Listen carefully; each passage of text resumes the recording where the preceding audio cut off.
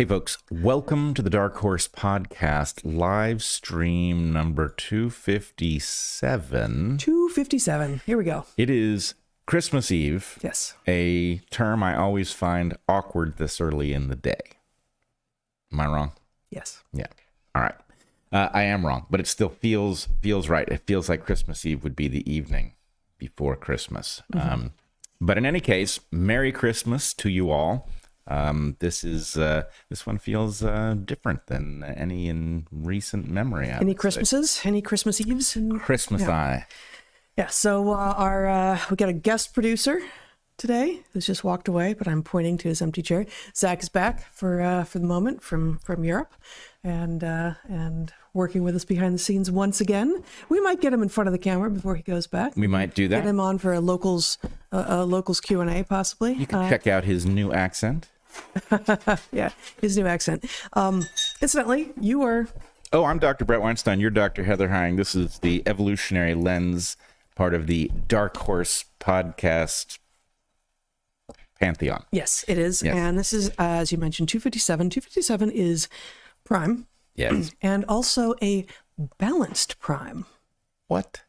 Meaning that it is equidistant from its two nearest primes, which also means that its two nearest primes, their mean is this prime. Do mathematicians have real jobs? No. No. They just spend time looking for relationships amongst the many haphazardly distributed primes. Okay. Not haphazard.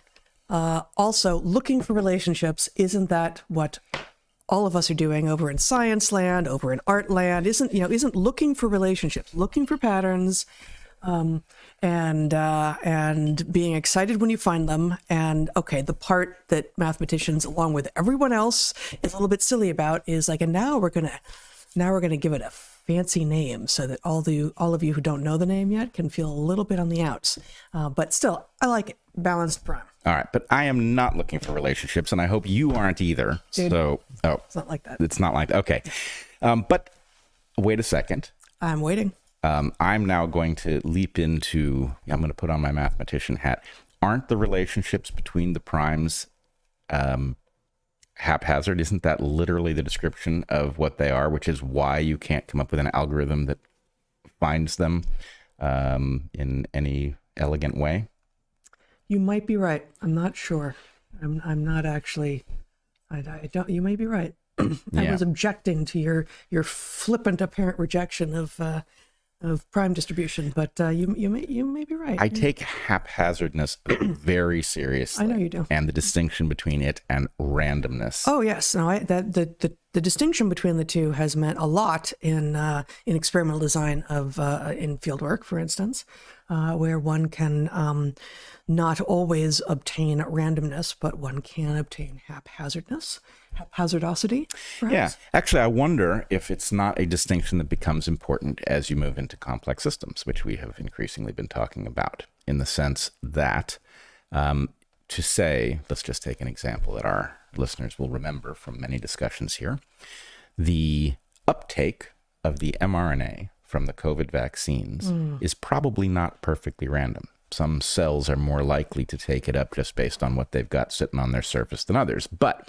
it is haphazard with respect to what those cells do. In other words, the emergent nature, the many variables that affect what cells take it up in a particular individual body may, in the net analysis, be haphazard.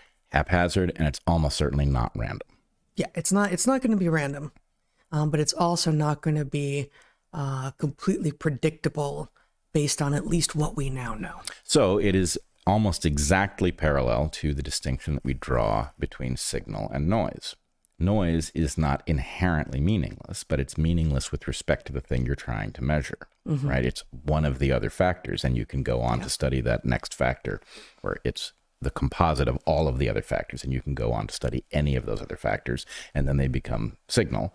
So it's not like you are inherently one or the other, but the point is the haphazardness is with respect to, in the case of the vaccine design, with respect to the functioning of the vaccine. The manufacturers did not program it to interact with certain cells, as far as we know, and therefore the uptake will have to do with biological factors that were not on their minds. Indeed. Now I'm smirking at you mildly because I do not think that Christmas Eve, be it day or night, before Christmas is the time to get into a reliable and ancient fight for the two of us on the nature of homoplazy and whether or not it should rightfully be identified as noise or signal. So that is where I thought you were going briefly, and I'm not even going to define the term for those presumably abundant listeners who have not been paying such close attention to us for so long that you already know what the term means. I'll save that for a non-Christmas Eve live stream. Let's put it to you this way. Even if we did start that discussion, I would just out of generosity, it being Christmas Eve, adopt your position, albeit temporarily. Beautiful. Yeah. I don't remember what your position is, but I would, just because it's the right thing to do. Excellent. Christmas spirit being what it is. Christmas spirit being what it is. Okay, so we are going to talk today about Greenland, I guess. Oh yeah. And Drag Queen Story Hour, and I think we're going to review, as we have a few years, our Hanukkah tradition, because this year Hanukkah starts on Christmas, on the evening of Christmas itself, as opposed to Christmas Eve, and we may talk. We may do a tiny bit of astronomy here today as well, maybe. Awesome. Just maybe. As always, Locals is where you can find our community. That's where the watch party is going on right now, and we'll be doing a Q&A this Sunday at Locals at 11 a.m. Pacific for a couple of hours. So please join us there. And we have, as always, 3 sponsors right up at the top of the hour. 3 sponsors that we have carefully vetted. Without further ado, here they are. Our first sponsor this week is Policy Genius. It's not an insurance company. Policy Genius is a marketplace that helps people find and buy insurance.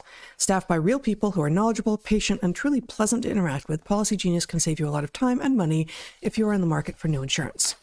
It's coming up on the holidays. I did not change. It's coming right up on the holidays. Yeah, just like... Yeah. Right here. When many people gather with family, honoring old traditions and sometimes coming up with new ones, baking the gingerbread that everyone loves, having hot mulled cider by the fire, playing music together, those traditions would be different if you were gone, Bret. Okay, if I were gone too. Yes. I remember the last time you read this and you came up short. I mean, it just seems like all traditions are different if I'm gone. To me. Yeah. You know? True. Yeah. True to everyone else as well. I mean, except for the ones that you weren't involved with in the first place. Right, which is almost everybody. Yes. Pronouns. Such a complicated landscape we're in. Not everyone needs or wants life insurance, but if you have people whom you love, and I hope that you do, who depend on you and who would struggle to meet their obligations if you were gone, you might want to consider life insurance. Policy Genius makes finding and buying life insurance a breeze. With Policy Genius, you can find life insurance policies that start at just $292 per year for $1 million of coverage. Some options are 100% online and let you avoid unnecessary medical exams. Life insurance can help cover everything from mortgage payments to tuition to groceries in the aftermath of a death. Having a good policy in place gives peace of mind, and the people at Policy Genius are truly lovely to interact with. Not only do they know what they're doing, they provide side-by-side comparisons of quotes from America's top insurers with no hidden fees, so you can truly compare your options. Their support team helps you get what you need fast, so you can get on with your life until it's over. Yep. There's no denying that. They, the people at Policy Genius, answer questions, handle paperwork, and advocate for you throughout the process. The real people at Policy Genius understand life insurance and know the market. They will point you to policies that are appropriate for you and navigate the messiness of insurance with you. Life insurance is a form of financial planning. Consider protecting your family with life insurance for the first time or by supplementing a policy that you already have with the help of the qualified people at Policy Genius. Secure your families tomorrow so you have peace of mind today. Head to policygenius.com or click the link in the description to get your free life insurance quotes and see how much you could save. That's policygenius.com. Our second sponsor this week is Armra, and this sentence is missing a verb, but I just added it right in. You want one? Yeah. Upend. Okay. Facilitate. All right. Stagnate. Decipher. All right. We could go on a long. Yeah. Our second sponsor this week, I'm going to go with to be. Our second sponsor this week is Armra. Ancient and health-giving, armra is colostrum. Colostrum is the first food that every mammal eats. It is produced in the first 2 or 3 days of an infant's life and is nutritionally different from the milk that comes in afterwards. Colostrum serves many vital functions, including that of protecting and strengthening the mucosal barriers of infants before their own barriers mature. Modern living breaks down your mucosal and immune barriers, and armra is the superfood that builds it back. Bret's just writing verbs on a paper that is out of your view, but within my view. So I don't know if I'm supposed to integrate those verbs into my read here. Armra colostrum protects and strengthens your body's barriers, creating a seal that guards against inflammation and everyday toxins, pollutants, and threats. Armra concentrates colostrum's 400 plus living nutrients into their most pure and bioavailable form. According to a review published in the journal Clinical Nutrition Open Science in 2022, bovine colostrum has been used to treat cancer, AIDS, polio, heart disease, and rheumatoid arthritis. It is a general anti-inflammatory, and its use in adults is known to increase lean muscle mass, improve athletic performance and recovery time, support healthy digestion, and reduce allergy symptoms. Armra starts with sustainably sourced colostrum from grass-fed cows from their co-op of dairy farms in the U.S., and they source only the surplus colostrum after calves are fully fed. Unlike most colostrums, which use heat pasteurization that depletes nutrient potency, Armra uses an innovative process that purifies and preserves the integrity of hundreds of bioactive nutrients while removing casein and fat to guarantee the highest potency and bioavailability of any colostrum available on the market. The quality control is far above industry standards, including being certified to be glyphosate-free. Benefits of Armra's colostrum also include clearing of blemishes, shinier, thicker hair, stabilization of blood sugar levels, and acceleration of fat burning. And colostrum has been shown to significantly improve fitness endurance and significantly decrease recovery time after intense exercise. Armra is the real deal, and word is spreading. Armra has a special offer for the Dark Horse audience. Receive 15% off your first order.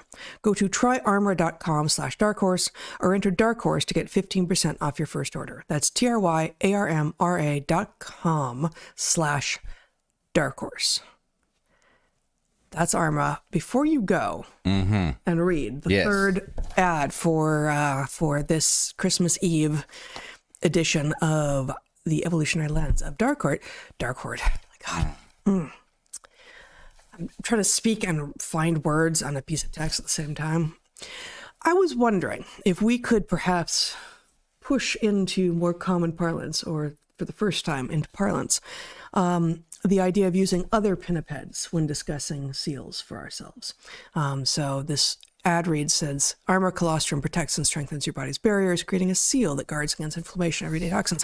Why couldn't we use a walrus to protect against everyday inflammation and toxins?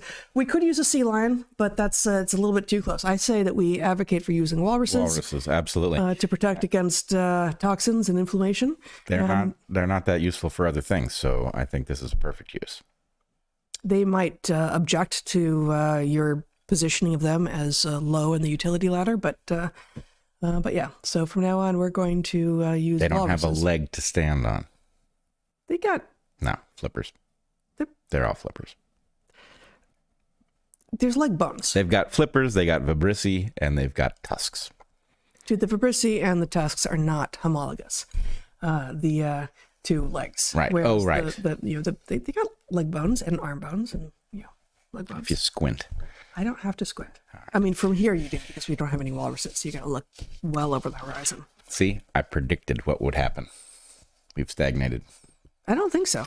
Heather, this is going to be awkward because... Is it? Yes, because I have scanned ahead on this ad and realize I'm going to have to correct it in real time. But nobody's even going to notice. Our Use your Sharpie. third sponsor for this episode is Crowd Health, which is unlike any other service on the market. Heather knows because before they were a sponsor, Heather went looking for exactly that. No. Which they provide. Heather went looking for exactly what they provide. That's what it almost says on the paper. Heather desperately wanted to get our family out of the health insurance rat race, and she did. with You crowd. would have too, had you been intimately familiar with how much money we were paying in for no benefits. Right, absolutely. No, it's really just a technical matter. It wasn't just, correcting it wasn't, the I script. was like pushing, No. you were like, no, I want to stay in the insurance rat race. I was rooting for you from the sidelines as you were doing this onerous work. Hopefully there will not be a lot more correction necessary in the ad read. Health insurance in the United States needs to be reimagined from the ground up, or just simply needs to be ground up.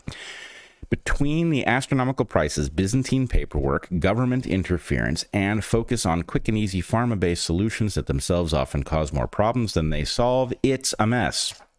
Enter crowd health. It's not health insurance, it's better. A way to pay for health care through crowdfunding. Stop sending money to fear-mongering insurance companies who profit off you while they are barely covering your medical needs, and check out crowd health. For years now, our family, that's both of our families, see, doesn't need a correction, has had health insurance for emergencies only, an accident or a bad diagnosis. For a family of 4, we were paying almost $2,000 a month for a policy with $17,000 annual deductible to a company that never answered their phones and had a website that didn't work. Tens of thousands of dollars paid out for no benefit whatsoever. Heather went looking for alternatives, and Heather found crowd health. Oh, this is going very smoothly.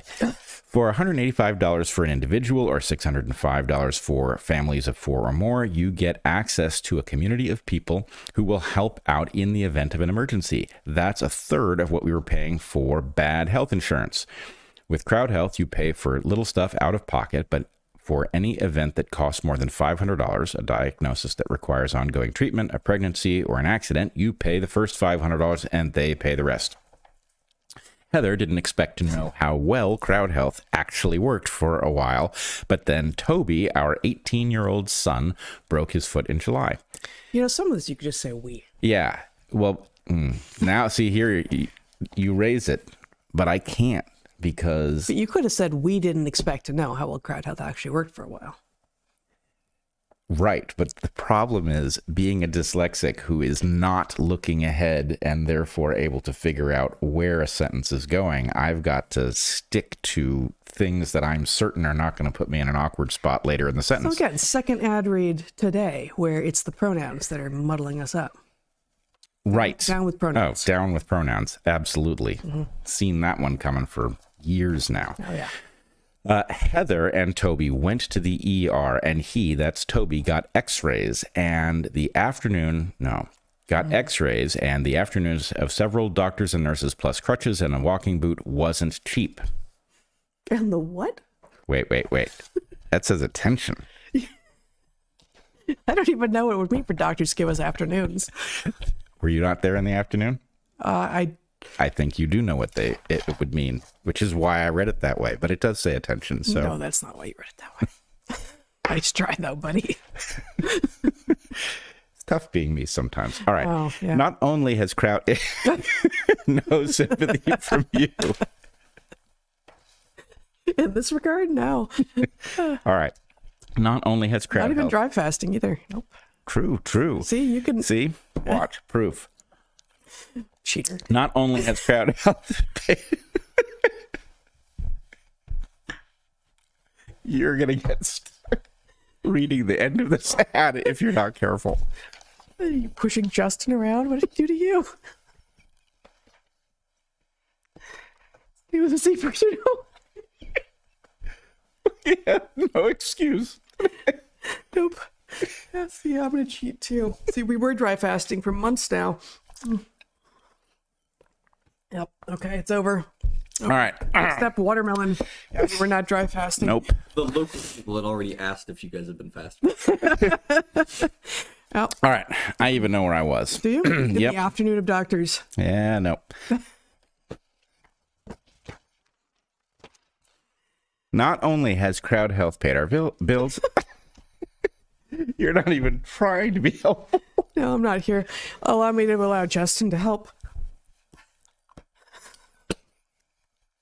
Oh, wait, he's out of view now. Oh, here we go. All right. There we go. Are you done? No, really, no.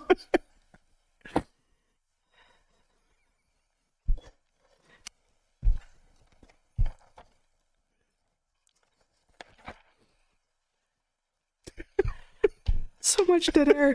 And you know what? We love these guys. We love crowd health so much, and they don't deserve this from us. No, they don't. Deserve better. All right.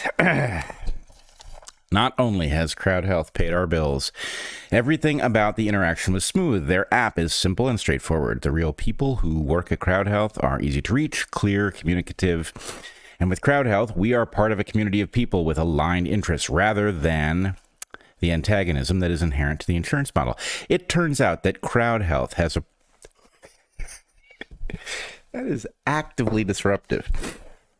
It turns out that Crowd Health has approached us about being a sponsor a couple years ago. Heather didn't get it then. I also didn't.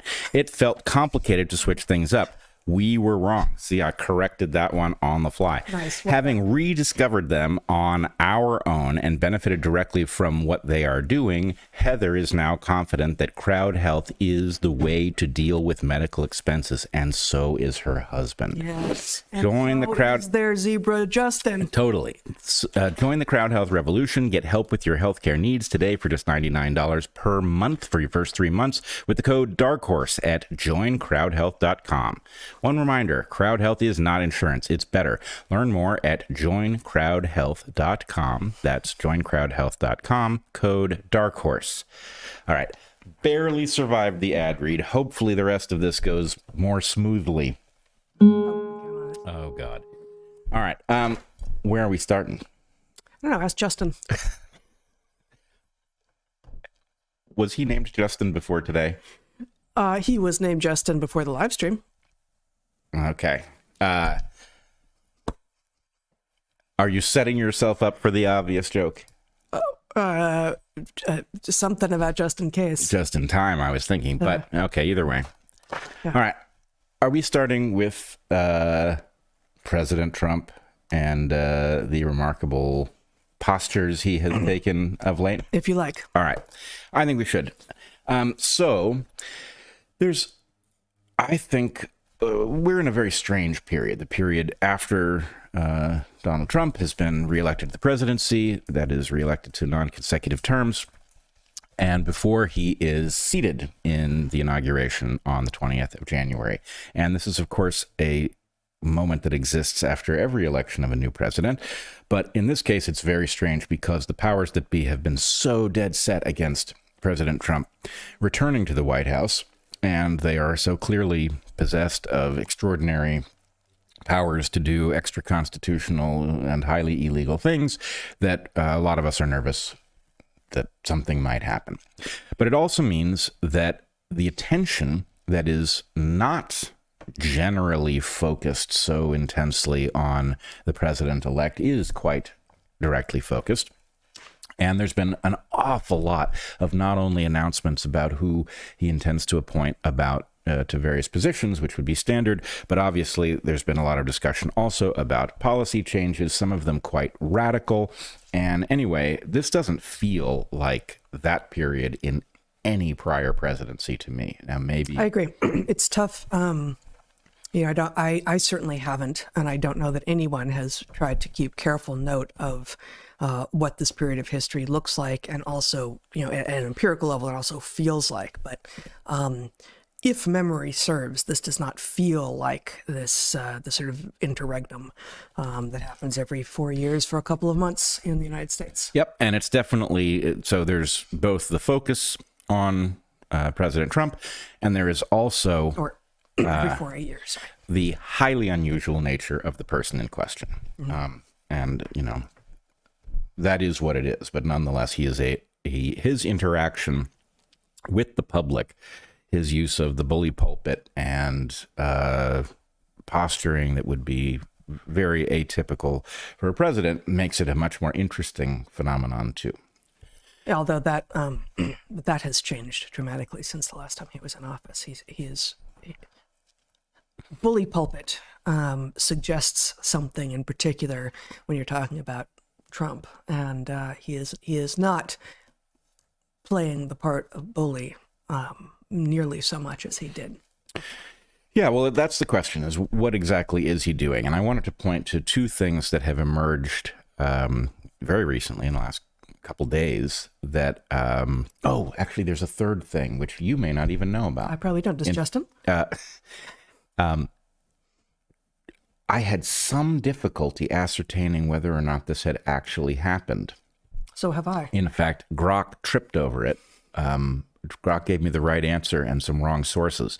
But it turns out that President Trump has apparently announced that he will be pulling the U.S. from the World Health Organization early in his second term.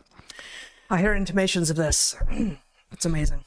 It is amazing. Yeah, you want to show. So Grok gave me several sources. I asked for the best sources that indicated that this had happened again, because he did pull us from the World Health Organization in his first term. And Trump gave me several sources from his first term, but this one from Reuters appears to be modern. This may be the highest and best use of things like the AP and Reuters at this point in order to, effectively fact check whether or not the mainstream media has signed on to a particular version of events. Right. What doesn't mean it's true, but are they saying it gives people cover? It does. Yeah. In this case, it did. This was the third source it gave me, but this one does appear to suggest that he has announced this, and as I said before his election, that if he did this one thing, that actually in and of itself is sufficiently important to justify taking the risk on the rest. Yeah. Obviously. The third bullet point here, critics warn U.S. withdrawal weakens who? Well, that's the strongest point in its favor. I hope it weakens it to death. Yeah. It's a terrifying organization, and once you understand that it isn't what it pretends to be, it's not some international governance thing. It's largely private, funded largely by Gates and the Wellcome Trust, and it has done no end of harm. So anyway, my wishing an end to it is perfectly justified. But in any case, the other things that Trump has announced in the last couple of days involve two international questions that I believe, although we don't have terribly much to go on, they give us an indication of where we may be headed. Some of it may be marvelous. Some of it is certainly frightening. But anyway, it's certainly worth our consideration, even though we don't have a ton to go on. So do you want to show President Trump's tweet on his Truth Social account?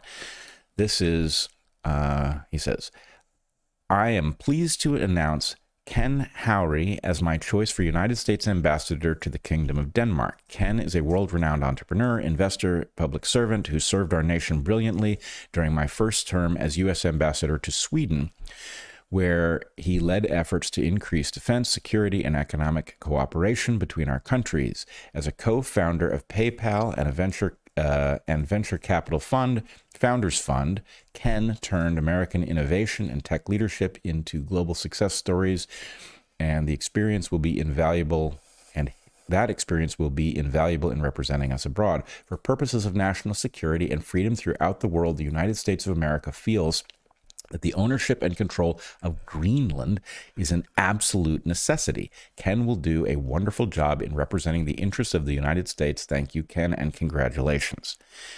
Now, that is an utterly extraordinary statement for a soon-to-be president of the United States to deliver. Why exactly he is focused on Greenland is not clear. Those who have explored the topic see two reasons. Likely both of them are in play. One of them is the strategic importance of Greenland. Its location is obviously unique.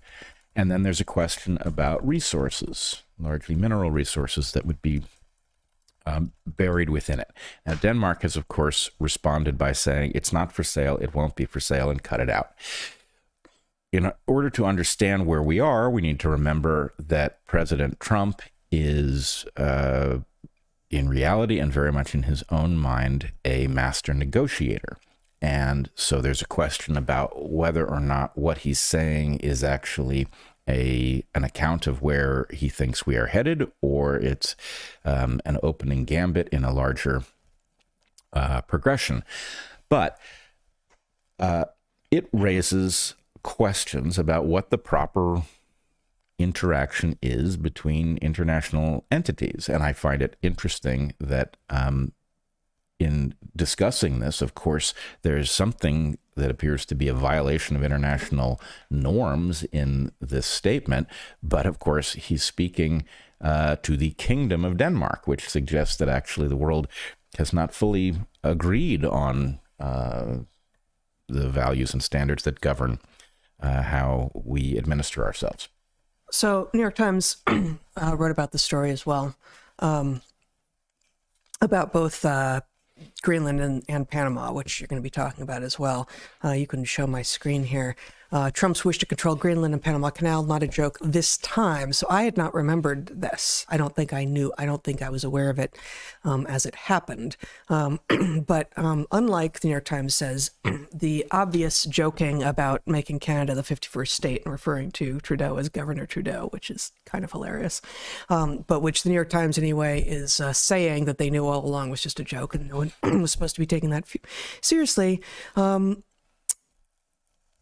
Instead, so here we have, while naming a new ambassador to Denmark, which controls Greenland's foreign and defense affairs, Mr. Trump made clear on Sunday that his first-term offer to buy the landmass could, in the coming term, become a deal the Danes cannot refuse. And as you say, it's about both the strategic location and the resources. And not surprisingly, the government of Greenland immediately rejected Mr. Trump's demands, as it did in 2019 when he first floated the idea. Greenland is ours, Prime Minister. I have no idea how to pronounce things in Danish.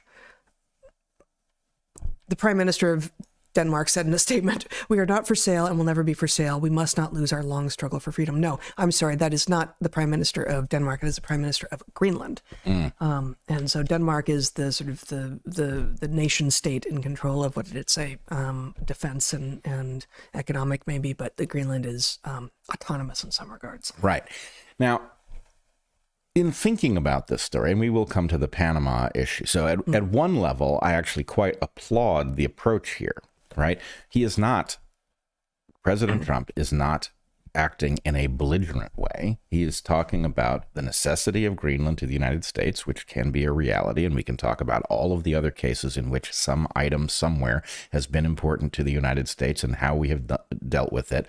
And we can evaluate that in light of the values we actually hold and the values that we pretend to hold and sometimes don't live up to. But, to take one obvious example, why the hell is Hawaii an American state, right?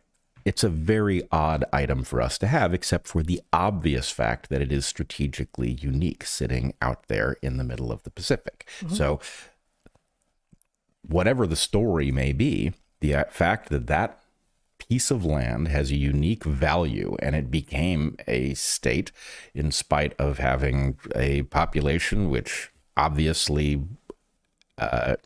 in any normal sense is entitled to have kept that state to itself. So there is a realpolitik of items that have special strategic importance. We make the same case for Alaska, and Guam. And Puerto Rico. And Guam and Puerto Rico and all of the others. And then that brings us to the other question here, which is Panama, right? Panama, which, is a sovereign nation in which the United States successfully built a canal, which was then turned over to the Panamanians by treaty signed by Carter in 1977, I think, turned over finally in 1999. So right after you had spent 19 months living in the canal zone. I lived there in the final days of the American-controlled canal zone. Yes, and the American-controlled canal zone, I will just point out for those who don't know, involved 5 active military bases actually in the state of Panama within the canal zone, which was American territory. And when the United States attacked Panama in 89? Oh, Noriega? Yeah. Something like that. Yeah. Attacked Panama under Noriega. It effectively invaded Panama from within because it had 5 active military bases. Yeah. They literally drove their tanks out of the canal zone and took over Panama briefly. So there are all kinds of questions, right? Do the Panamanians have the right to Panama? Yes, except Panama was actually broken off of Colombia in order to make the building of the canal possible by the Americans. The Americans literally created Panama. They created international events that caused Panama to become an independent state. So anyway, the point is there's some real story about the way the world works. And we can say, well, the right of self-determination is really what we should all be governed by. But the problem is even that doesn't work because, do you and I have the right to declare this building sovereign and secede? No, right? We could take a vote in this building and we could vote to do it. And the point is our ability to vote, and not only have a majority, but unanimity over the idea doesn't mean we have the right to do it. And in fact, the world wouldn't work if we did. Right? If everybody can be seceding anytime they feel like it, then the point is, then there's no ability to govern larger things, which creates vulnerabilities that we can't afford. Well, it is perhaps the fate of all people to imagine they live in a post-historical time. Certainly, it is the fate of 21st century weird people, Western, educated, industrialized, rich, democratic country dwelling people.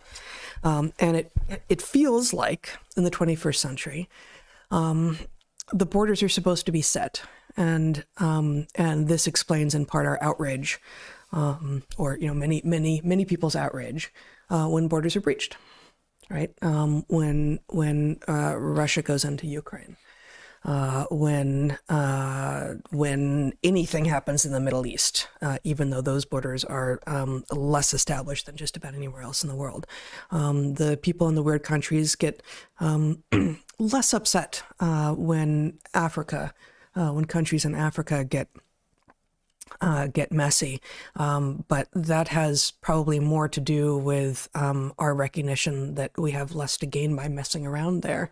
Actually, it reveals our self-interest rather than revealing anything honorable about what humans are, what Americans are. So it does feel like, wait a minute.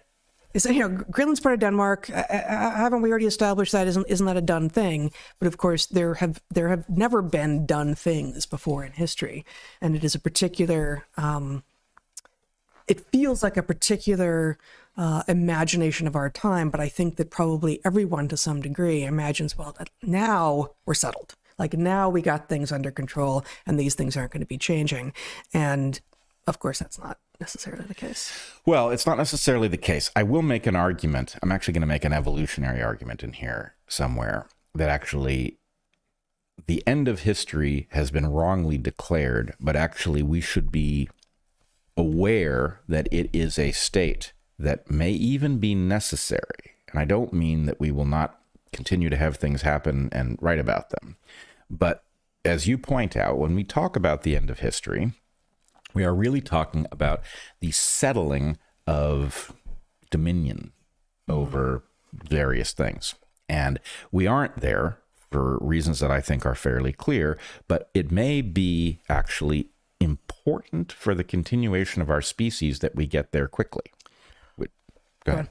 Well, I just want to point out the thing that is different about Trump's approach to Greenland here is that if the question is, well, can we buy it? On the one hand, that's unseemly, right? Like imagine, somebody comes into your house and they're like, that is a lovely sculpture. How much? And it's like, well, that's not done, right? You're a guest in a house. And like, I imagine there probably is a price at which I'd part with the sculpture, but that's just not how we behave. On the other hand, if the answer is actually, like it or not, Greenland, and I'm not saying this is true, but if Trump's perception is, like it or not, that landmass has to effectively be under our control in order for us to be secure going forward. And then the point is, well, let's just deal with the reality. The Danes and the Greenlanders, whatever you call Greenlanders, can say, well, it's not for sale all you want. But the fact is, we're talking about the largest economy in the world. And We're not talking about Greenland now. No, we are no doubt in a position to change the position of Denmark. So in other words, Are we still the largest economy in the world? I believe so. And now there might be caveats about how you measure. Yeah. But yes, I believe we are. And so the point is, it is not obviously wrong that if the president of the United States says, we would like to buy Greenland, and the folks who own Greenland say no, that's the end of the negotiations, because the capacity to incentivize is massive. Yeah, so maybe you first mentioned this developing Greenland situation to me yesterday, the day before, and I had not been aware of it. And to me and Toby, in fact, our younger son, and both Toby and I had the immediate reaction, although we weren't explicit about this, of thinking in terms of frontiers.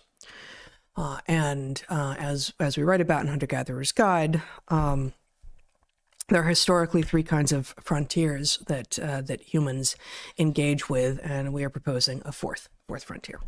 Without going into that, the three types of frontiers that we identify in Hunter-Gatherer's Guide are the one that you immediately think of whenever you think frontier, which is a geographic frontier, just finding a place that does not already have people in it and making it your own.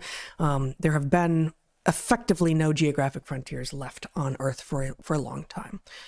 There are technological frontiers, second type of frontier that we name, in which we innovate from conditions that existed before, but the people who were there before did not see things in the same way that we did.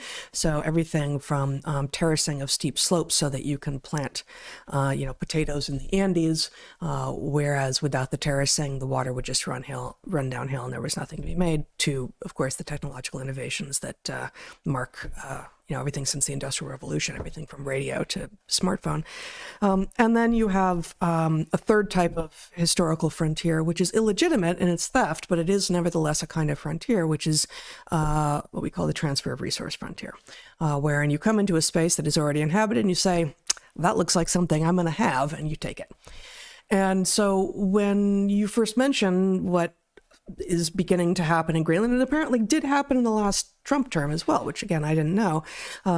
My brain immediately goes to frontiers. Well, it's already been claimed. It's already got people living in it, and the Greenlanders live there, and Denmark oversees it, and it's already there. And a technological frontier is not a relevant kind of thinking here. So we must be talking about that third kind of transfer resource frontier. And geez, I kind of thought we didn't do that anymore, right? But actually, it isn't necessarily a kind of frontier, right? This is, if as you just pointed out, Trump is saying we'd like to buy this, then that's not frontier thinking. We're not in frontier space. We are in business space, which of course is exactly where Trump has been effective in the world. And he's looking at resources and looking at the pieces and going, yep, this would be really good for us. Hopefully, presumably, he's acting as a patriot and as the future president, once and future president. And this isn't about personal advocacy, personal benefit, but he's looking at this from a strategic perspective for the United States and going, this is something that I think that we need to have. Let's see how we could obtain it. We are going to come to you with, most, not all, presumably, cards on the table and say, hey, Denmark, this is something that we'd like. I don't know, what all is in his head, but that does take it out of the, oh my God, wait a minute, we aren't allowed to do that. That's the third kind of frontier space, transfer of resource frontier. Like, nope, that is not actually what he said he's doing. Right. In fact, when you say business space, the point is what we're actually talking about is wealth creation space. Is there something that Denmark would like to have more than it wants Greenland? And that is at least a valid question that can be discussed above board. Maybe the answer is no, but or nothing within our willingness to pay for it. Mm-hmm. But it is at least it's the adult version of the discussion. And I do think a discussion for another day, we in the public have to start thinking very differently about our strategic well-being. The world is technologically changing out from under us, and what it is that is necessary in order to be safe is different than it once was. It's going to require some things of us that actually run counter to the ethos of the moment. So, for example, there's been a bunch of discussion in the last week or so. Mark Andreessen and Elon Musk have both pointed to the fact that drone warfare has changed the nature of warfare absolutely radically. And I don't think people have properly understood what that implies. Because the problem with drone warfare, yes, you can have some very fancy drones, right, that are only available to, state level actors. But the problem is you have all kinds of things that are becoming readily possible at a very inexpensive price. And so this video that somebody put out a number of years ago, the Slaughterbot video, do you recall that? Mm-hmm. About what would happen if a renegade entity decided to target people with swarms of these drones with facial recognition capability and explosives. And the point is, actually, that's readily conceivable today. And in fact, we're learning a lot in Ukraine about what can be done with off-the-shelf drones. So anyway, we are in a brand new world, and what is necessary so that we are not all at the mercy of evil actors who wish to deploy these drones, evil actors who, frankly, I think whatever took over the Democratic Party and has been inhabiting the presidency over the course of the Biden administration is certainly capable of deploying evil things for their own purposes. We've seen them behave very cynically. And so the point is, such a thing must never be in a position where it decides who has to fear, drone swarms. So that means you have to have some system that's stable enough that we can spell out what our values are, what isn't allowed, how it's going to be punished if you violate these rules, so that we are not all living in constant fear of whatever somebody might decide to deploy with now cheap technology. What that has to do with Greenland, I don't know, but the idea that somebody looking at the malignant governance that has wrecked all of the structures that make us safe and thinking, well, who's got to go? And actually, Greenland can't be independent because our well-being depends on it not being. And I would point out, actually, would you put the picture up I took of Greenland when you and I flew over? By the way, I highly recommend, if you are taking a transatlantic flight, that you fly so that you cross over Greenland during the day, get a window seat, and check this place out. It is non-stop fascinating and utterly inhospitable. So anyway, I had my face glued to the window as we were flying over Greenland. It's quite a remarkable landscape. But okay, so let's broaden this discussion. Let's bring in before Panama. Yeah. First, I actually, the quote that I wanted to read from this New York Times article was just after where I stopped. Let me just say that the Prime Minister of Greenland said, "We are not for sale, will never be for sale, we must not lose our long struggle for freedom." But the Danish Prime Minister's office was more circumspect, the New York Times writes, writing in a statement that the government was, quote, "looking forward to working with the new administration," and offering no further comment on Mr. Trump's remarks. So that is, probably just politic, but it may also indicate something about what Denmark sees as an opportunity. Yep. Well, yeah, and negotiation-wise, that's exactly what they should be hearing. Yes. Is, wow, the wealthiest nation on earth is interested in something we've got, a sparsely populated landmass. What do we think they would be willing to pay for it? Yeah. Okay, so now let's go to the Panama story. Do you want to put up again, there's not terribly much information here, but there is, so here is, this is Grok's summary. Was there also an announcement? Maybe not. Okay. So there are several things that Trump has indicated. One is he has leveled an accusation of exorbitant fees for the Panama Canal. He's leveled what sounds to be a threat to reclaim the canal, and he has expressed concerns about Chinese influence.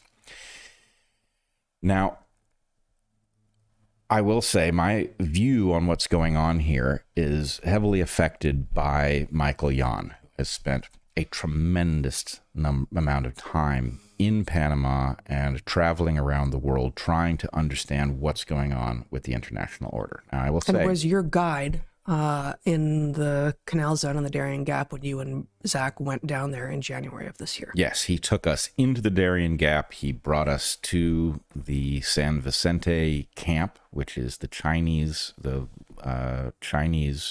entry point into Central America, where Mayorkas himself had gone and pledged to enlarge the camp. That camp is now, as far as I know, closed. There was a fire that destroyed the records that had come through the camp.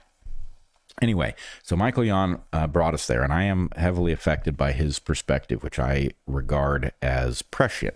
Now, there are some places where he and I differ. He is very much... not a fan of President Trump, and I believe Michael should probably be more open to the possibility that President Trump is the necessary and only way out of the hole that we seem to have dug ourselves. But nonetheless, what Michael sees is the drums of war beginning to beat with respect to Panama. Now, as I mentioned before, the state of Panama is itself a construction. Panama was part of Colombia. It was broken off from Colombia because it was thought to be impossible to dig the canal if the Colombians had governance over Panama, and so Panama became an independent state. That independent state had the United States as the dominant partner. In fact, there's an argument that it wasn't really an independent state because the fact of the canal was so powerfully economically important over the period of American governance of the Canal Zone. So anyway, Panama is now a country of its own. It has dominion over the canal. The Chinese have made tremendous inroads into Panama. This is a very powerful, wealthy state, and it has long-term global intentions, largely encapsulated in the so-called Belt and Road Initiative, where there is an understanding of essentially where labor and resources exist on planet Earth and how they are to be facilitated in their flow to the betterment of the Chinese people. I'm not familiar with the term Belt and Road Initiative. It is a description by the Chinese of how to facilitate the flow of labor and resources to the betterment of China. In the world, not specifically in Panama. Correct. In fact, it's largely a fact of the old world and has been extended into the Americas, which I think is in part what is going on with President Trump. President Trump regards the incursion into the Americas by the Chinese as dangerous. I also think it's dangerous. The influx of Chinese immigrants through the Darien Gap has a meaning that I think we still don't know. Lots of people have advanced ideas, but I think we don't know. That said, menacing the Panamanians over the influx of migrants through the Darien Gap is strange. So the Panamanians have just elected a new president. I believe it's President Molino. President Molino was elected. Now, their electoral system doesn't look anything like ours. So I think he was elected with 30-some% of the vote. Maybe it was 38% of the vote. But his platform was largely built around closing the flow through the Darien Gap. Now, when Zach and I were in Panama, it was actually clear to us that most Panamanians, if you weren't right on the route that the migrants were flowing through Panama, largely not stopping, flowing through Panama, if you weren't involved in seeing this influx of migrants, you didn't understand what was really going on. You didn't understand that there was actually a flow of hundreds of thousands, maybe millions of people through your country. It's actually remarkable. I mean, this holds across so many different kinds of gigantic events that happen at human scale, where if you're removed from it and you hear that, a civil war is happening, and maybe civil war is actually the exception here that proves the rule, but, you hear that such and such is an unsafe place to be, that things are being disrupted at a level that, no one has seen before. And then you go to a place, you go, actually, it's amazing how normal life seems just a little ways away. And, we used to have this experience in the 90s when we were traveling a lot to Latin America, and people who'd never been anywhere would say, but it's super dangerous to go there. Like, there are places where it's very dangerous to be, for sure. But the idea of an entire region of the world being a dangerous place to be doesn't make sense, doesn't hold water. And I'm, to some degree, this is just about the highly local nature of things like a mass migration. And then to some degree, there's a kind of Potemkin village element in some cases. And I'm reminded, and this is a totally different domain, but I'm reminded of the first time that you and I drove through the Pacific Northwest when we were on our way east to go to college. And never having been up in Oregon or Washington before in any depth, we were seeing just, these amazing forests, these Doug fir dominated forests. And then came to realize that many of them were actually only about 50 feet deep, and they'd been clear cut. But there's like a 50-foot buffer near the road to keep drivers like us having the sense of like, the great old growth forests of the Pacific Northwest are still standing. And of course they weren't. And so, we couldn't see the stark devastation until we pulled off on a logging road and drove in and went like, okay, now I know. And then you can't unsee it. But until you do see it, you might not even believe it because it feels impossible. Actually, the funny thing is it's the inverse of the migrant issue. So the migrants are, a very local phenomenon because they're where the Pan American Highway is. Right? Yeah. They're flowing up the Pan American Highway. And if you're, 20 miles from the Pan American Highway, they're not impacting your life. Yeah. The buffers, I've forgotten what they're called, but the logging industry actually employed very sophisticated software in order to figure out where to stop cutting so that the degree to which they were devastating the forests of the Pacific Northwest would be largely invisible. Yeah. Of course, it was never invisible from the air. If you flew over, you saw this, but they were using software to figure out, basically which trees they could cut, and the drivers wouldn't be any the wiser. So anyway, they were creating kind of a Potemkin forest phenomenon. But all right, so something weird is going on with Panama. Yep. Panama did not allow the invasion through Darien. It's not clear that they could have even stopped it. By they didn't allow it, you mean like it's happening? You mean they did not facilitate it? I mean larger forces, including and most especially the United States, which clearly, for whatever reason, wanted this invasion. It is happening, so it has de facto been allowed. But you're saying they did not. There's no indication that they wanted it, that they facilitated it, that they helped it along. Well, I think the Panamanian regime rolled over. But it's not obvious that they had the ability to do anything else. When the United States decides that it wants an invasion to pass through your territory, then, what happened is all of the countries that the Pan American Highway passes through, from Panama to Mexico, basically decided to facilitate to get those people to move through so that they didn't become a local problem, right? The point is the United States wants its invasion.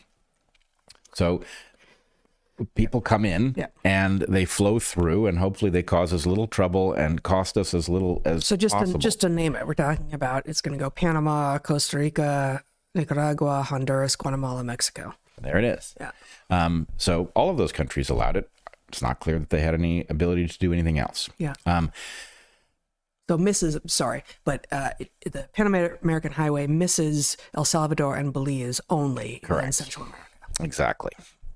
So anyway, one thing that I think we need to sort of dust off, right, from all of our history that we took in high school or whatever, is the Monroe Doctrine.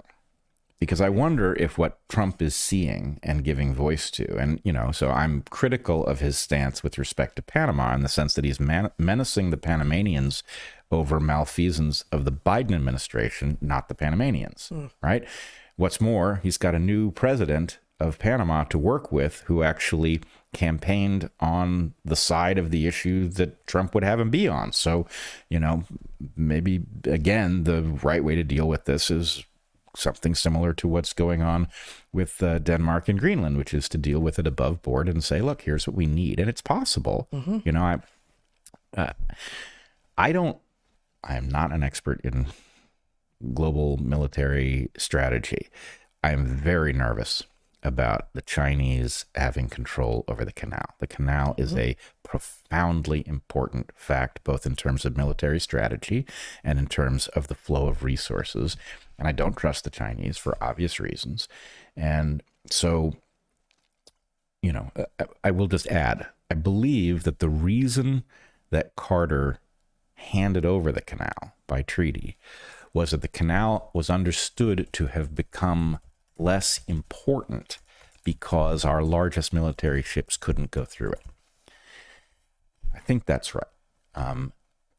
But nonetheless, the flow of goods through the canal, the percentage of the world economy that depends on the canal being open and not charging usurious fees and not being allowed to decay or to drain of water, or all of the things that can interfere with it, that importance is so great that it is conceivable that the same kind of logic that has the United States in control of Hawaii and Alaska and has Trump talking about Greenland, that the same kind of, if we're to be adults about this, yes, I'm very concerned about the Panamanian people. I believe in sovereignty and democracy and all of these things, but there's also a question about what the world needs to look like in order for it not to be descending into resource wars that frankly jeopardize all of us in the long term, right? So the Monroe Doctrine was the creation of Jim Monroe. Jim? All right, James Monroe, but now we call presidents by nicknames. And so Jim Monroe, Dewey, I don't know what his name was, but James Monroe and his Secretary of State, who was, hold on a second. You say we should dust off our history. Jack Quincy Adams. Oh, my God. Formulated the Monroe Doctrine, although it wasn't called that to begin with. This was in the beginning of the 19th century. And the Monroe Doctrine effectively declared the Americas off limits to the colonial powers. At that time, it was Europe that was the concern. But basically, it said that the Americas were off limits to colonialists from elsewhere in the world. Now, on the one hand, all us liberals can reach for our fainting couches and decry the abridgment of sovereignty, right? The fact that the people who live in the Americas have a right to self-determination. And, if they want to sell us out to the Russians or the Chinese, that's their business. But the reality is, actually, all of us, humanity, depends on a stable order. And so the question is how we've watched a lot of colonial bullshit. And in fact, the Americans have done a terrible job of respecting the rights of Latin Americans, right? Yes. Invasion after invasion. Yes. We've upended democratically elected regimes. We've installed dictators. Especially in Central America, but really throughout Latin America. Right, throughout Latin America. And so the point is, I'm not advocating for that, but there is a question, and I do wonder if Trump is pointing at it in mentioning these things. There's a question about how to actually, it's really a subsidiarity question. So many people will have heard me or Jordan Peterson point to subsidiarity, which is this idea that actually strangely comes out of Catholicism. And the idea is everything should be governed at the lowest level that works, right? So global governance, actually, we need it for a few things, right? There are some things you can't govern otherwise, right? Like who protects the oceans. But you want most things governed as close to local as you can do it effectively. So there is a natural how do we protect the Americas that involves more than just U.S. interests. So could there be a 2.0 version of the Monroe Doctrine in which we actually sat down with the countries of the Americas and recognized what world we lived in? And instead of, coming up with casus belli and installing a dictator who happens to be hospitable to our foreign policy and not worrying about the consequences for the local people, could we actually come to agreement, and, start governing ourselves like adults with, I think the key thing would be with values stated up front, and values that are not just things that we like to talk about, but things that we actually aspire to and that we stick to, whether we are advocating for them for ourselves or whether we are suggesting them to others. Those things have to have symmetrical importance. Mm-hmm. But anyway, I don't have a ton more to say other than the noises that President Trump are making. Some of them are brand new seeming, and some of them seem like a retreat into an old mode that we mustn't return to. But thinking on the scale of, the Americas and how to protect them is something I would hope that presidents were doing. And I'm open to seeing that maybe President Trump has a broad-minded objective in mind here. Let's hope. Yeah. Yeah. Hope so too. We should all hope. Yes, we should all be rooting for President Trump to do well by the United States and the world. And if he's got his eye on the Americas, hopefully we'll do it right this time. Yeah, good. I guess a slight change of topic, perhaps a large change of topic.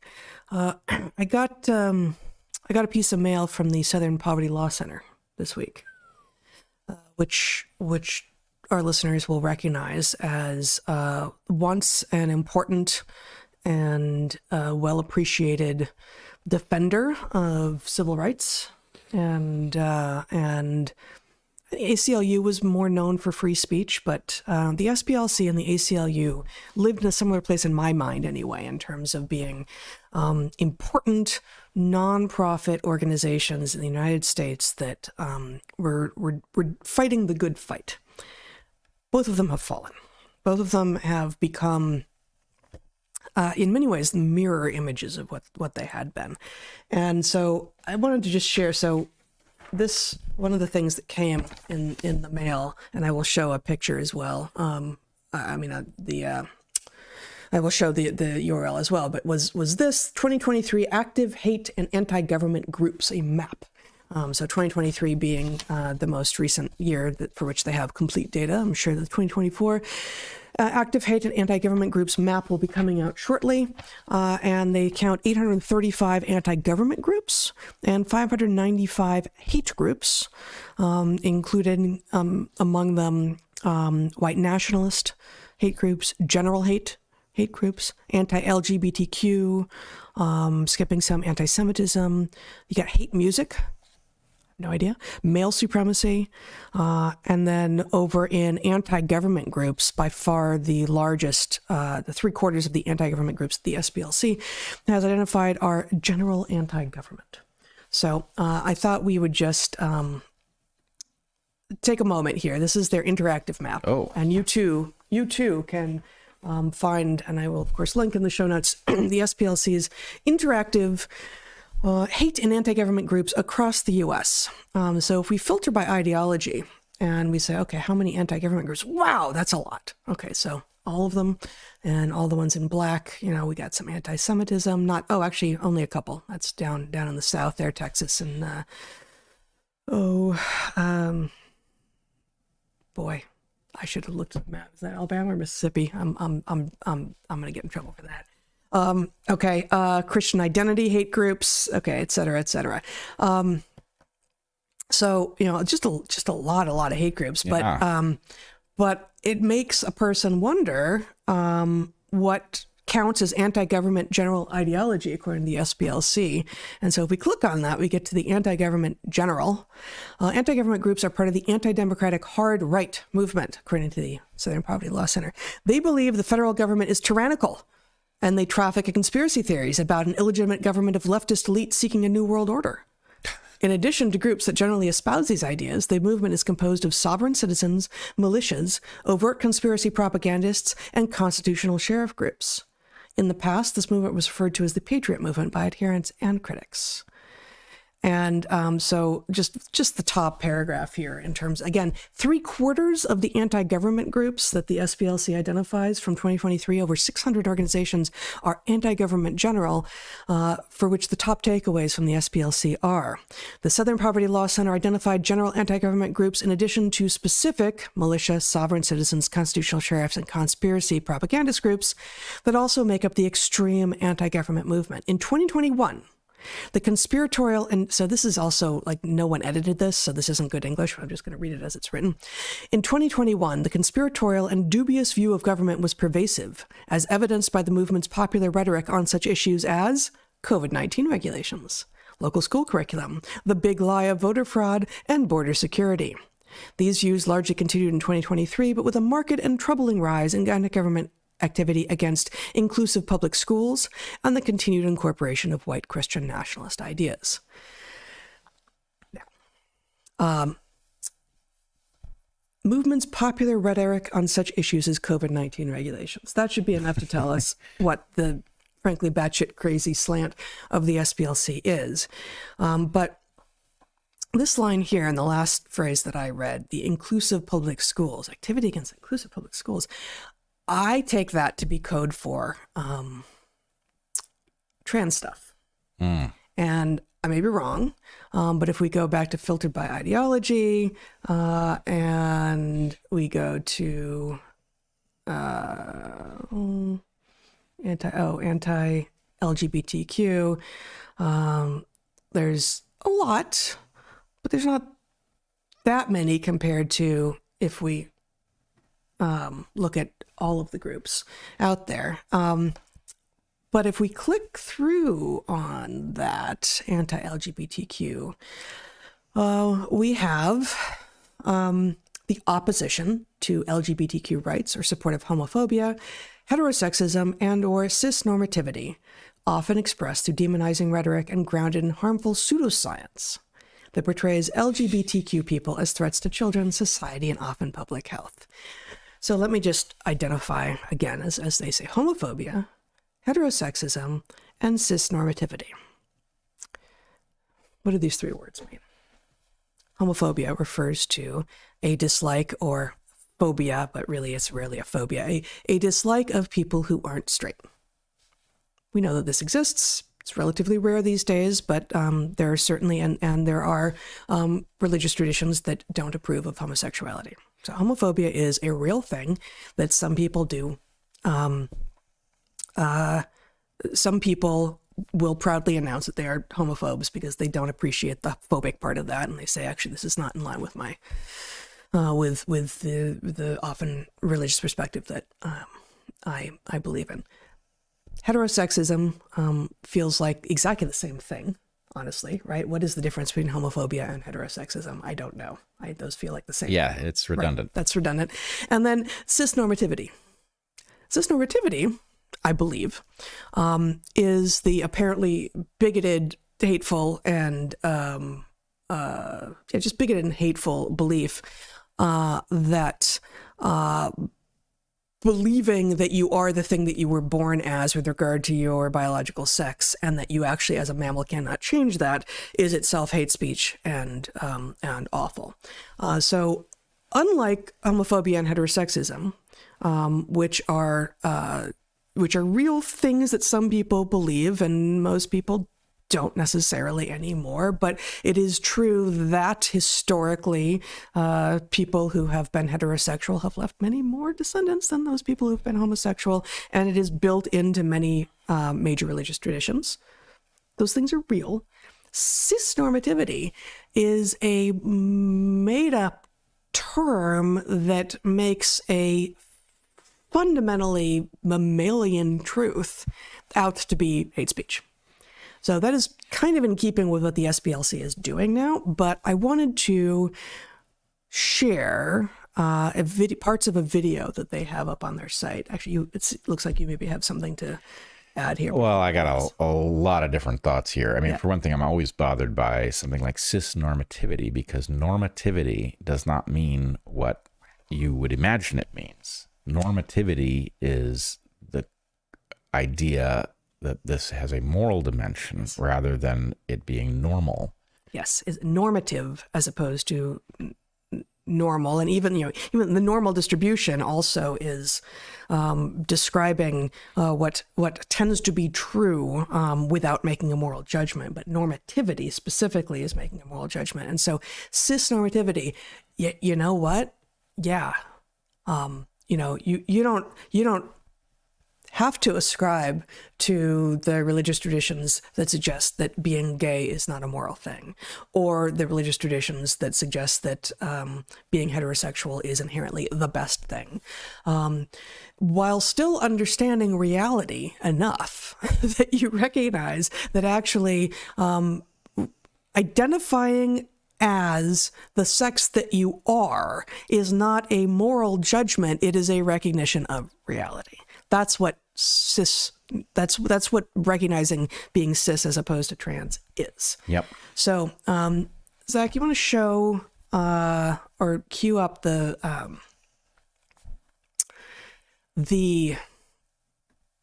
I'll show first. So this is Fighting Illiteracy, Preserving Democracy. Is on the SPLC site. And at the very top, we have, this is from June of this year, we have a video called The Power of Drag Story Hour. And I am also afterwards going to just read a couple of bits from the written version of this, but I've asked Zach to cue up a couple of excerpts from this video for us to watch. The SPLC is advocating against cisnormativity in favor of the Power of Drag Story Hour as evidence that hate crimes, hate in America is rising because some people say that things like this are perhaps bad for people. I think we're ready. Yeah.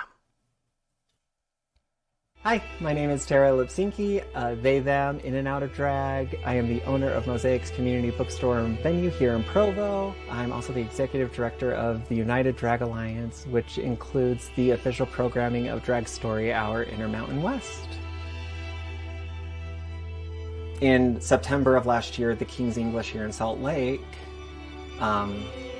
received a bomb threat of a story hour that I was a presenter at. And then on April 13th of this year, Mosaics received the bomb threat, and it was about Drag Story Hour. In December of last year, a far-right hate group doxed me, which, if people don't know what doxing is, it is sharing private information for a malicious task as a call of violence, and that group shared my info as a way to silence me. And with that, I had to flee my home. My home is empty because I have to sell it because of the doxing that happened last year. So I figured I look like a realtor today, used to be a realtor, so let's give you a house tour. I had been there for 30 years. It was my childhood home that when my mom passed, I acquired with my husband with the dream of having our kids live there. I'm estranged from biological family because of all of this, and I'm like, they know where I'm at. And a lot of them are heavy believers in guns. We go to the next excerpt from the same, before we go to the next excerpt from this video, I just want to point out a couple of lines there. That's a guy. Everyone knows that. Tara Lipsinki. Yep. Cute little stage name there, but that's how he is identifying everywhere. I'm a they, them, in and out of drag. So as I wrote about the summer of 2023, after I went to the RuPaul's Drag Race live event, Work the World, I think it was called, WERK, Work the World, in Portland, the lines that we have been told for a long time are absolutely intact between drag and trans were clearly fraying. Like the boundaries are not actually real. And this is part of what many of us who did defend some of what is happening for a while began to grow concerned about, and it's clearly happening. So this Tara Lipsinki character is saying, I'm a they, them, in and out of drag, which tells you right there, this person is clearly a guy. Some part of him knows that. And he is adopting caricatures of womanhood for whatever reason, we don't know, but has adopted pronouns that are ludicrous. They make no sense. There is no plural human way of being. You can be a man who has feminine ways of being without pretending that you are a they, them. And then he also finishes that clip by saying, I'm estranged from biological family because of all this. And one wonders, because of what though? You know, because you say you got targeted by a far-right hate group, or because of what you're doing, right? I'm estranged from biological family because of all this, he claims. And a lot of them are heavy believers in guns, which is a very strange and unnuanced way of basically accusing his family of perhaps wanting to inflict violence on him because of the way that he lives, which is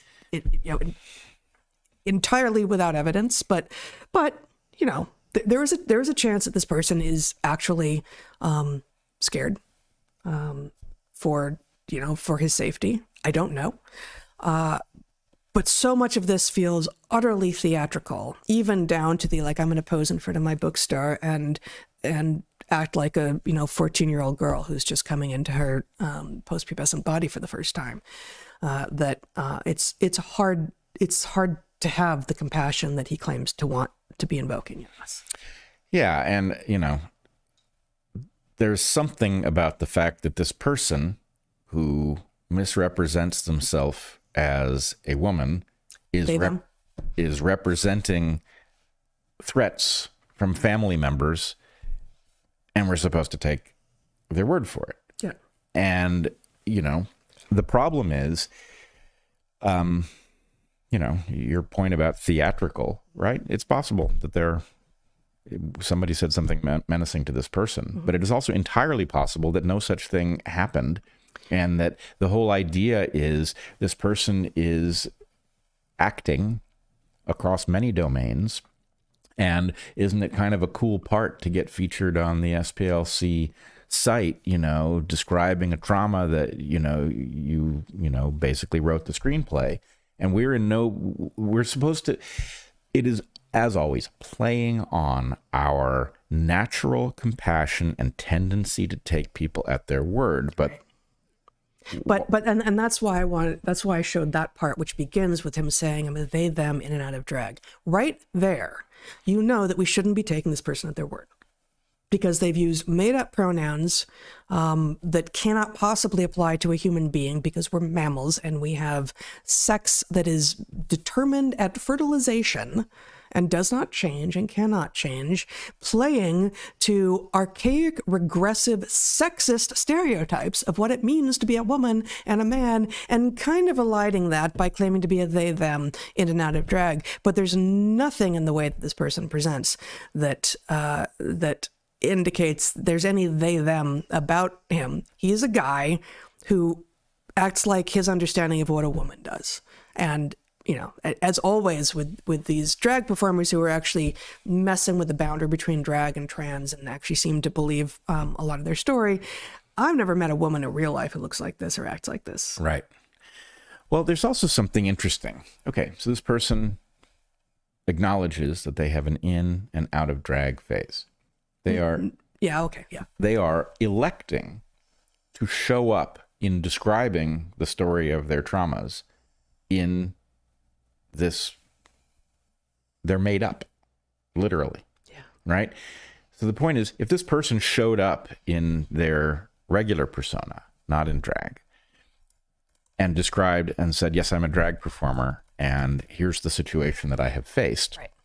That would be what you would do if you were presenting the story and the story itself were accurate. But the point is, oh, well, you've elected to show up in costume to tell me a story about some events that I have no ability to check. Well, he's speaking his deepest truth, bro.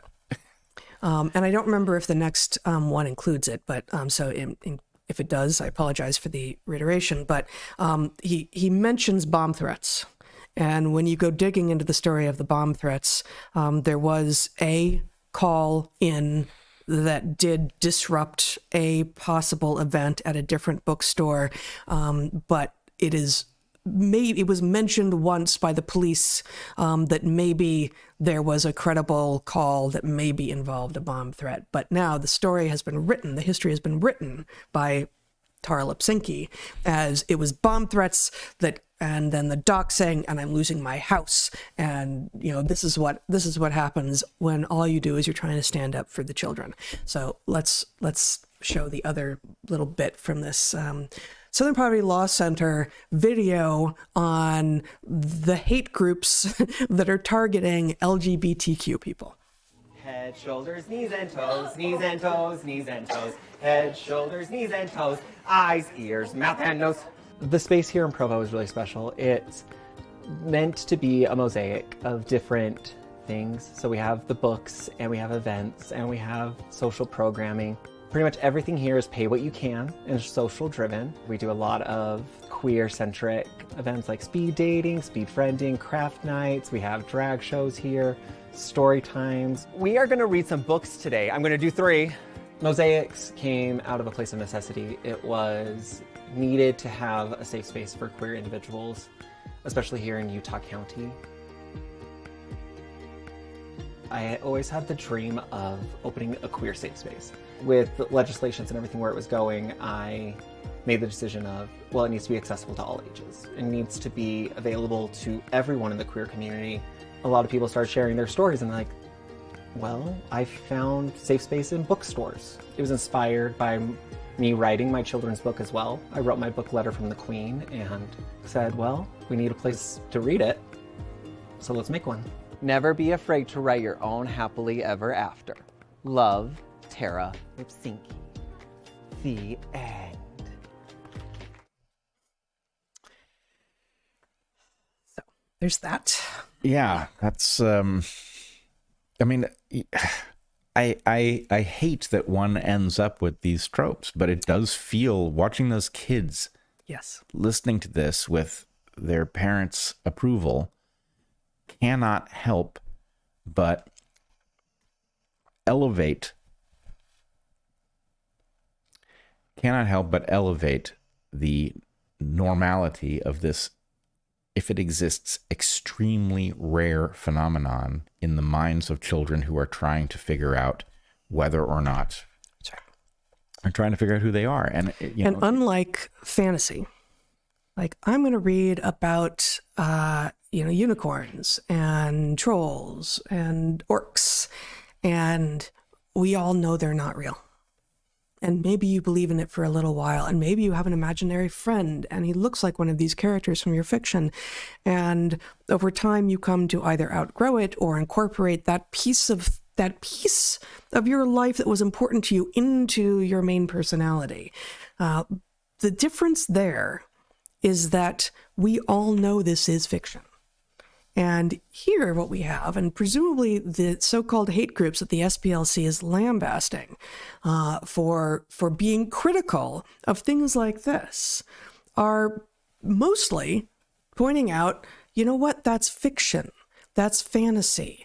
And you shouldn't put fantasy that is being conflated with reality in front of children over and over and over again, because they're going to get confused. And then as soon as they do get confused, in come the doctors, although that is falling, I think. In come the doctors and the so-called health practitioners and the so-called mental health consultants who say, If you say you're a thing, then you are a thing. We're not going to buy it when you say you're a mutant ninja turtle or a unicorn or a princess, but if you say you're the sex that you're not, we're going to believe it. Well, where did you come up with that idea? Oh, it's because it's some ingrained sense of identity. No, it's because you were dragging your kids to drag queen story hours in which it was presented as normal.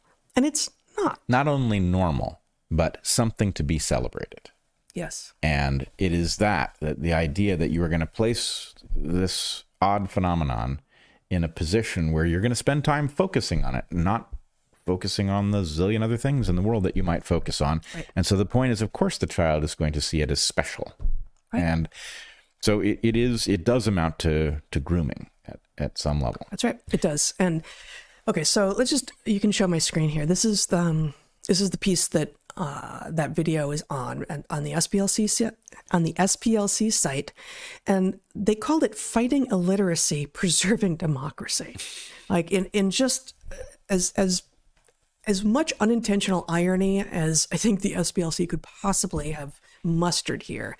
Fighting Illiteracy, Preserving Democracy. We have the Power of Drag Story Hour, which includes a 7-minute video, of which we just showed you a couple of minutes, and just a couple of bits from this piece. In 2023, the SPLC documented 86 active anti-LGBTQ plus hate groups, about 33% higher than 2022, and the highest number ever recorded by the SPLC. The increase is primarily the result of anti-trans organizing motivated by the hard right's renewed focus on false conspiracy theories that paint LGBTQ plus people, notably trans people and drag artists, and their allies as sexual predators. One point in the favor of SPLC here is that they at least identify notably trans people and drag artists as being the target of the ire of many of us who are speaking on behalf of reality. You don't actually see a lot of homophobic rhetoric. At least I don't see it anywhere. But what you do see is actually reality, people. Reality is what we need. Okay, so just a couple of other excerpts from here.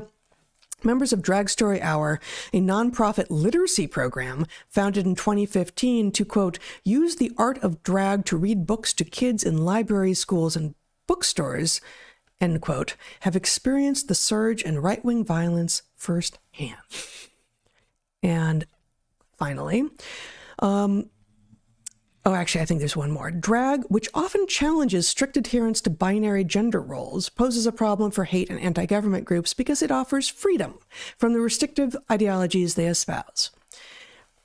So this is a point that you see a lot made, that drag is actually a response to restriction. It's a response to conservatism, to conservative, antiquated, religious, traditional roles.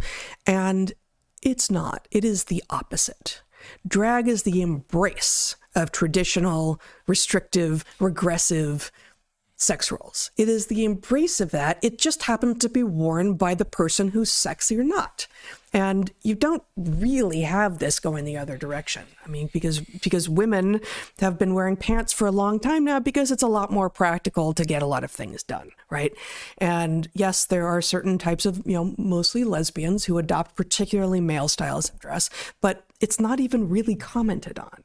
It is this exaggerated, absolutely exaggerated, stereotyped, helpless embrace of helplessness, embrace of the tottering heels and the long nails and the face that you can't show any real emotion with because your face will melt off and it will reveal what's underneath, and the hair that is either completely fake or took a long time to do and you can't go out in the wind or do anything real because it'll get blown all around. This is an antiquated and frankly reprehensible version of a pampered woman who has so much privilege and so little real work to do in the world that all she has to do is look, if you call that pretty, but look good to an audience.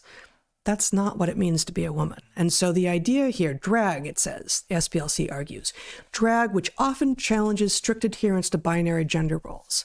The only part that's true there is adherence, because you've got men adopting the most quote unquote binary gender roles possible and being celebrated for it. It's frankly unbelievable that that piece of this has not fallen. That amazing. Like I'm grateful that in the UK in particular, and now I believe in the US, we are beginning to have the fall of the gender ideology that is actually maiming children and adolescents and young adults. That puberty blockers are beginning to be understood as permanently harmful. Cross-sex hormones are permanently harmful. Obviously, these surgeries are permanently harmful. And increasingly, people are willing to say that out loud. But this idea that drag is somehow freeing and expressing of a better world for everyone, no, it's really bad for women. It's actually very, very bad for women. And it's bizarre to me that it's mostly women who are defending this garbage. Yeah, there's also something, they put a lot of verbiage into outlining the worldview that is creating all of the hate that they're pretending is here. Yeah. This is the Southern Poverty Law Center. Yeah. What is it doing advocating? This is not a natural constituency, right? The Southern Poverty Law Center began as a civil rights organization, right, where racism was a critical problem. This is emblematic of a takeover that has happened. Well, but the common theme, if I may, I think I know what that conversation sounded like. I'm not going to pretend to steel man it, but I think the conversation sounds like, well, what we are is against hate. No, I get it. I get it. But the point is, okay, conspiracy theorizing. That's one of the things they point to. Yeah. Well, here's what I think happened. I think you had an organization that was dedicated to something important that got taken over by something else that had an agenda that isn't legitimate. Mm-hmm. And that thing is now wielding the organization that it has taken over like a weapon. Yes. Right? This has happened across the board. Mm-hmm. Right? We are watching government weaponized by the very same sophistry. Right? It's hard to explain. You're not into gender affirmation? Let's take that apart. What you're calling gender affirming care negates exactly as much gender as it affirms. It pays attention. It does not affirm anyone's gender that is not surprising. So it affirms only surprising genders. And when you have a gender in conflict with a person's sex, it declares gender affirmation as essential and compassionate, but sex affirmation is somehow immoral, right? When a person's... It's far right. Right. So the point is, you've taken something in which there's a discussion to be had at the very least, and you've decided that one position is inherently good and one position is inherently bad, and now you're going to declare the extremely viable position that actually when a person's mental state and their physical state are out of sync, the proper thing to do is counseling or do nothing. Most cases of gender dysphoria clear up of their own accord. So the whole idea that... Yeah, actually, I know now some good clinicians, mental health practitioners who I would trust children and adolescents and young adults with who were struggling with identity. But by and large, I would say, no, actually just go outside. Go outside. Go outside. Go have an adventure. Go, climb a tree, jump in the ocean, ride a bike, take a long walk with some friends or your dog, or get a dog. Like, there's so many things that you should do rather than, mull over how you don't quite feel like the thing that you were told you were supposed to feel like, given what you're told you are. Like, you know what? You contain multitudes. You're a human being who was either born a boy or a girl, and you will become, therefore, either a man or a woman, and those things aren't going to switch. And those truths don't limit you all that much. They do limit you some, but they don't limit you all that much. So whatever confusion you're feeling deep in your heart about how you don't really feel like a boy, you don't really feel like a girl, get over it and go do something real with your life. Right. No, I'm not arguing in fact, the discipline or lack of discipline of psychology has been taken over by the same madness. So I'm not arguing you should go find a shrink, because a shrink is going to tell you that gender affirming care is the only tolerable thing in general. So I'm not advocating for that. But to the extent that there is any natural thing to do in the case that you in 2024 find yourself where your sense of your gender and your actual sex are in conflict, that modifying your body, that's an insane response, right? For one thing, did you know this fact? That there has never in the history of medicine been a successful sex reassignment? Define successful. Where you get to be the other sex? Oh, just like you actually become the other sex. Right. Never once worked. Yeah. So this is sort of actually beyond our capacity, medically speaking. Whereas, on account of you can't fool phylogeny. Right. You can't undo 500 to 2 billion years, depending on how you count years of evolution. I think of it in a different way. I think that it's because what they're claiming they can do is just simply impossible. It's the same thing. Yeah. It is the same thing. But the point is, somehow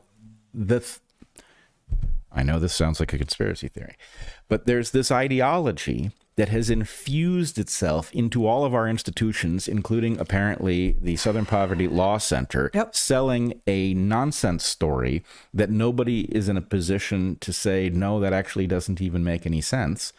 Well, and part of why, I thought that we might spend the Christmas Eve live stream speaking of lovely things that would bring us together. And we are going to actually finish with the Hanukkah tradition in our family as a way of doing that. But part of why this comes up is because, again, I got sent by the SPLC this active hate and anti-government groups map from 2023 with all of these hate groups and all these anti-government groups. And we haven't formed a group, but we'd be on that list if we'd formed a group because of the things we say. And that's nuts. These people, as you said, they're unrecognized. They would be unrecognizable to themselves 20 years ago or 40 years ago. I don't know how old the SPLC is, but it's at least 40 years old, I think. Two more quotations from this article that they post here. Namely, they say, teaching kids and adults to read is a public good. It improves society by making it more educated and more politically engaged. Unfortunately, there were a few issues more threatening to the hard right in 2023. So, I did not extract from the video, the bits of the video that we showed you, all the parts where they were improving literacy in children and young adults. No, you saw that. You saw it. It's this drag queen, trans, they, them person reading their own children's book to a rapt audience of kids and LGBTQ identifying adults, mostly, as far as I can read the audience, right? Teaching kids and adults to read is a public good. Okay, yes. That's not what's going on here. There's none of that that's happening here. There's no teaching kids or adults to read. There is exactly what you saw. And so there is no teaching kids to read, but there is identifying as teaching kids to read. Yes, while wearing whatever those things are on his face. Yeah. Okay, one more excerpt from this piece from the SPLC. The title of this section being "Drag: The Personification of Pluralism." Again, no. Here we go. Oh, actually, this is Enter Drag Story Hour. Drag Story Hour events are often filled not only with whimsy and imagination, but also a deep sense of solidarity and commitment to helping entire communities flourish. Ready or not, our children live in a world that is rich with color and sparkling with variation, Lopez de Victoria told the SPLC. Quote, kids build up their empathy muscles by looking through windows into lives that differ from their own, end quote. Indeed, a 2020 study in the journal Curriculum Inquiry, co-authored by Drag Story Hour board member Little Miss Hot Mess, Suggests programs like Drag Story Hour help both destigmatize shame associated with restrictive societal norms that make marginalized children feel like outsiders in their classrooms and foster kinship between students from diverse backgrounds. Wait. Little Miss Hot Mess. Yeah. Destigmatize shame. Yeah. What does that even mean? You know what it means, and if you say it out loud, we're going to end up on the SPLC's list. As a sex-affirming podcast.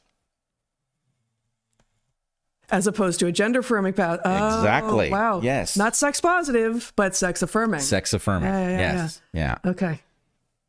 Yeah. I mean, if Little We've done Miss it Hot now. Mess wants us to destigmatize shame, I don't see how we can object to his, her, they, their but no, desires. I don't really know what destigmatize shame means. Do they mean? I think it means destigmatize shameful behavior. Feeling shame at having desires or doing things that you should probably feel shame about is bad in 2023 when this is about. And so what we want to do is take the stigma away so that you too can become someone with a peer-reviewed study to your name and go by a name like Little Miss Hot Mess. So if we believe that shame is a good thing, that it keeps people, That makes us hateful. and it makes them shame shamers. They are shame shamers. Yeah, I think Yeah. they are shame shamers, which Yeah. I don't know. Yeah. More's I mean, yeah. more is the pity. Yeah.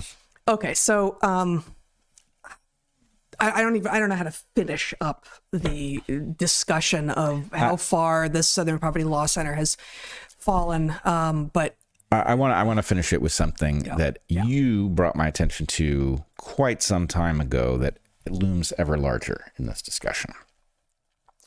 In trying to figure out, just scrutinizing the idea of gender affirming care is actually no more affirming of gender than it is negating of gender. In recognizing that, and then recognizing that sex affirmation is forbidden and gender affirmation is required, and just realizing how nonsensical all of this is. What I realized is that the underlying rubric is actually interventionist. yes. And the reason I say you brought my attention to this is because the underlying tendency towards medicalizing and pharmacalizing is the thing that makes the most sense of this nonsense. Right? The idea that sex affirming care, where it's like, no, actually you're a girl, right, does not require pills or surgery and therefore isn't profitable. Yes. Right. And so the idea that actually what's really going on here is that we have a system in which powerful forces have captured all of the institutions that might make sense of the world and turned them towards aiding them in parasitizing the public. And so you've got an industry, which we never talk about. We talk about the kids and we talk about the drag queens, but we don't talk about the industry that pretends it can change your sex and can't. And you find that out after they've done their work and walked away. Right? Well, and turned you into a patient for life. Right. Turns you into a patient for life, a profit center. That's not an accident. Customer right? for life. There's a question about what fraction of this wave of madness this is responsible for, but at the very least, you've got an entire industry that is just happens to be the same industry that doesn't really care if it maims you with its shots, right? That same industry doesn't care if you get maimed downstream of their so-called puberty blockers, because they don't see you as a person. They see you as a profit center. So anyway, increasingly, that's what I think is driving this is just, some people want to profit off some other people. That's the, it's the oldest story there is. And they've, decided to wave this new flag for a little while. And at the point that they burn that out, they'll wave some other flag. So, beware. Yeah, no, that's right. There's There's some history that is known with regard to the Pritzkers and their role in Chicago politics and their role in the pharmaceutical industry, including one of them who thinks he's a woman and has been pushing hard for the trans madness to take root and be adopted by as many people as possible. I feel certain that there are many pieces of that story that are not yet known. But if we just go simple and say, why am I forgetting to say cui bono? Who benefits? And it's not the kids. And okay, we can, I don't tend to use the word, not because I don't think it's right, but because it just immediately, polarizes. But are there people who are grooming out there? Is there like a pedophilia aspect? Yes. But that I think is largely secondary to the financial bottom line and the very many institutions and individuals in the institutions who are making bank on the destruction of children and young adults. Yeah, monsters. Not monstrous. It is again, it's Christmas Eve. Or is Christmas, and tomorrow night is also the first night of Hanukkah. And we have, as we've written into our book, and actually maybe I should, instead of showing my screen, I'm going to let you riff for a moment. I'm going to go grab our book and read it from our book rather than from my screen. Yeah, it's right over there. Hanukkah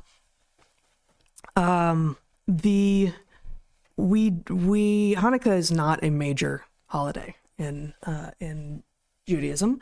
It has been sort of upranked in order to, I don't know, maybe I'm making this up, but in order to make Jewish children feel like they don't lose as much in the Christmas season if their parents don't also celebrate Christmas with them.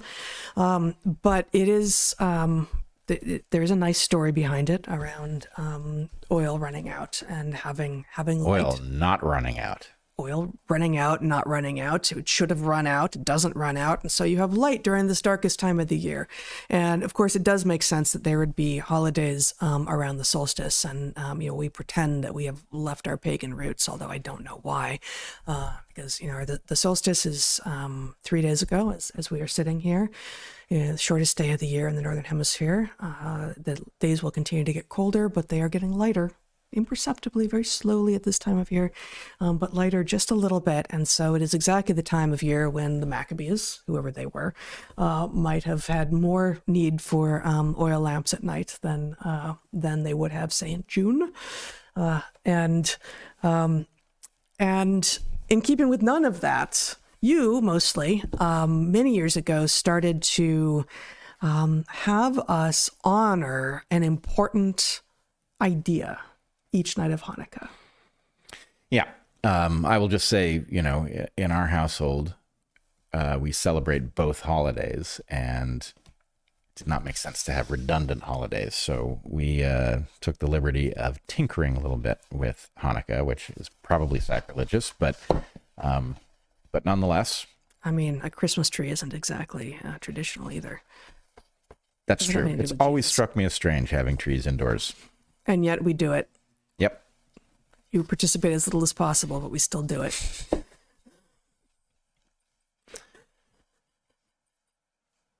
You want to say anything else? No, not really. Okay, I thought you were going to say something about this tradition. No, just that we've taken principles that we think are important and given one to each day, and we go through them while lighting menorah. Yeah, and we'll be nearing or at the end of Hanukkah by the time we see you next on the first day of the new year. But we're going to read all of these here. So the epilogue of our book, Hunter-Gatherer's Guide to the 21st Century, Tradition and How to Tweak It. We write, in our home, one of our annual rituals is to celebrate Hanukkah, the Jewish festival of lights that occurs just before or around the northern winter solstice. We light the menorah as is traditional and each night review an additional principle, which is not. So our family's new Hanukkah rules are, and we also, one thing I'll add to this is that we also ask our children, now young adults, if they remember what each of the days are as we go through them, and they get them more and more. They remember them more and more as the years go on. Day 1. All human enterprises should be both sustainable and reversible. Day 2. The golden rule. Do unto others as you would have them do unto you. Day 3. Only support systems that tend to enrich people who have contributed positively to the world. Day 4. Don't game honorable systems. Day 5. One should have a healthy skepticism of ancient wisdom and engage novel problems consciously, explicitly, and with robust reasoning. Day 6. Opportunity must not be allowed to concentrate within lineages. Day 7, the precautionary principle. When the costs of an action are unknown, proceed with caution before making change. And Day 8, society has the right to require things of all people, but it has natural obligations to them in return. So there they are. I guess that is perhaps it for today. Yep. Did you or Justin want to say anything else? I keep on hiding him behind. Oh, see, we don't get Justin anymore. Here we go. Justin wishes you a Merry Christmas and a Happy Hanukkah. Got anything else to say before we sign off here? No, I feel like we are hovering in a energized state, hoping that things go well in the new year, and I'm not going to think about what those alternatives to that might be, but anyway, Merry Christmas. Indeed. So join us on Locals. We'll be having our Q&A this Sunday at 11 a.m. For a couple of hours. Lots of other great content there, including some of what Bret and Zach found in Panama earlier this year. That's available only on Locals. Check out Natural Selections. I posted some recipes for Christmas cookies there today, which is a little bit weird timing, given that last week I wrote about Ozempic and the perils of Ozempic, and I insist that you really need to stay away from Ozempic, and the cookies are not good for you, but sometimes they're just really delicious, and you should have some anyway. That's true. So all of that is actually true, although the counterpoint between the 2 weeks is a little bit strange. We have our sponsors this week. Once again, we're Policy Genius, Armra, and Crowd Health, all fantastic services or products. Reminder that we're supported by you. We appreciate you subscribing, sharing, liking. We've got accounts now on Instagram, which has lots of great clips as well. And until we see you next time in the new year, remember to be good to the ones you love, eat good food, and get outside. Be well, everybody.